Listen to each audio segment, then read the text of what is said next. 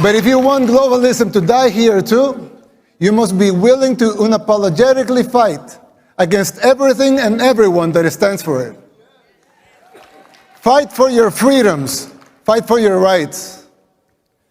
The next president of the United States must not only win an election, he must have the vision, the will, and the courage to do whatever it takes.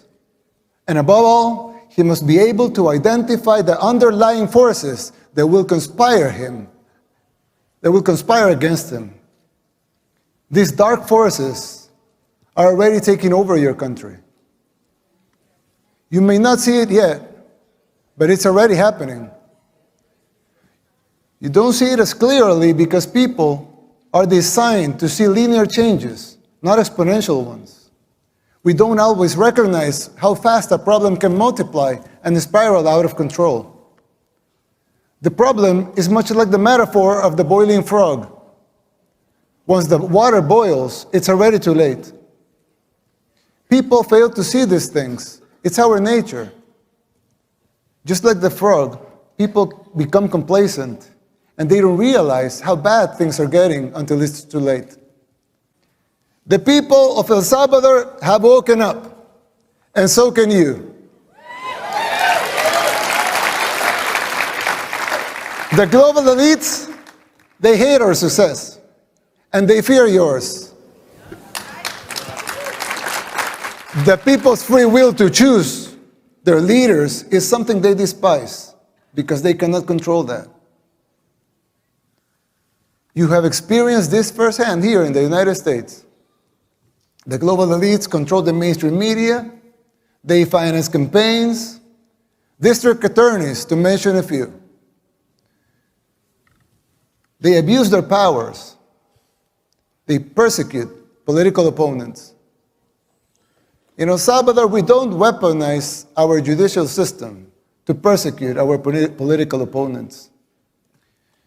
A practice that may sound familiar to you, but we don't do that there. And who's the dictator?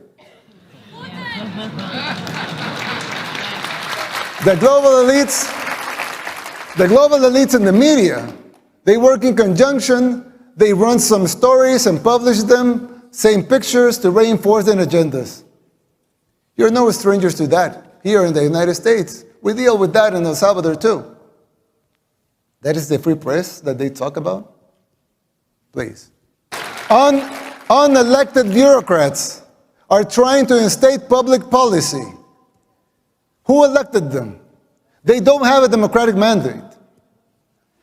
If they want a seat in the table, they should run for office. Let the people vote. It will not be a pretty sight for them if the elections are free and fair. I mean, who elected Soros to dictate public policy and laws? Why does he feel entitled to impose his agenda? Let me tell you something. Soros and his cronies hit a brick wall in El Salvador.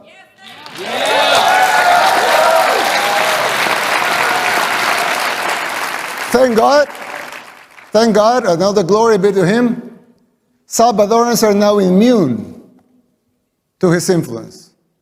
No one believes his lies anymore over there.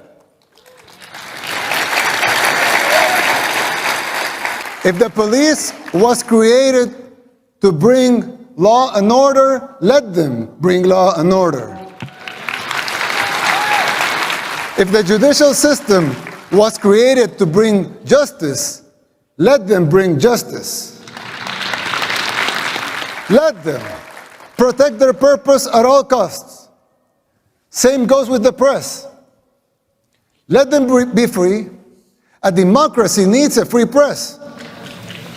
But to enjoy that membership, you must adhere to your duty as a reporter. Report the facts. Don't be a puppet of those who finance you or finance the organizations that you work for.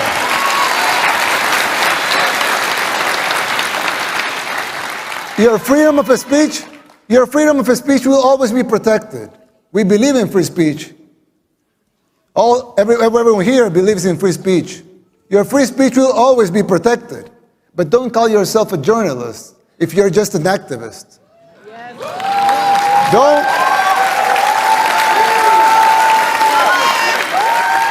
Don't call yourself independent if you depend in open society.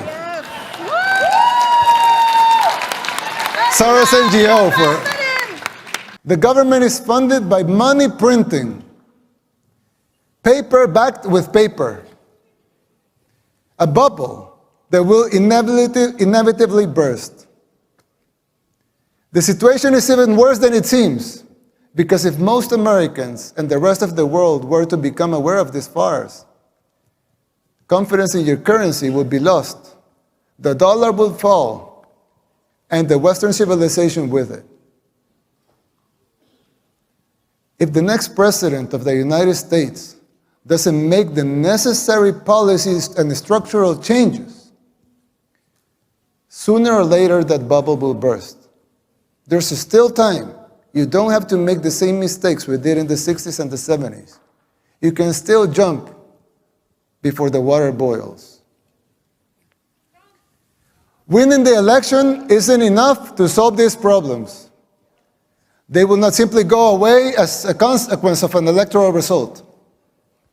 It would take a total re-engineering of the government, top to bottom.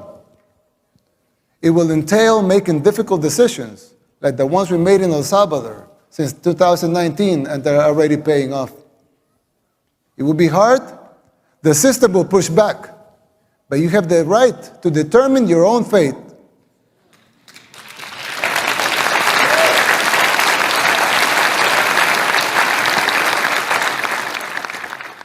Salvadorans did the same. The decision for the direction of our nation was ours, and it continues to be ours. We didn't tolerate being told what to do. In doing so, we did the unthinkable. Against all adversity, we transformed El Salvador from the most dangerous country in the world to the safest in the Western Hemisphere.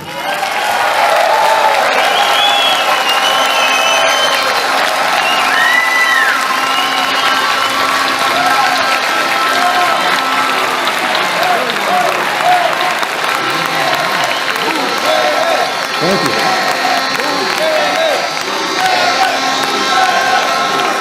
Thank you. We did it by defying the global elites. We told them no more. And that is my message to you. Put up the fight, because it is, in the end, it will be worth it. It has been for us, and you will have your country back. May God bless you. May God bless the people of the United States. May God bless El Salvador and the future of both our nations. Thank you very much.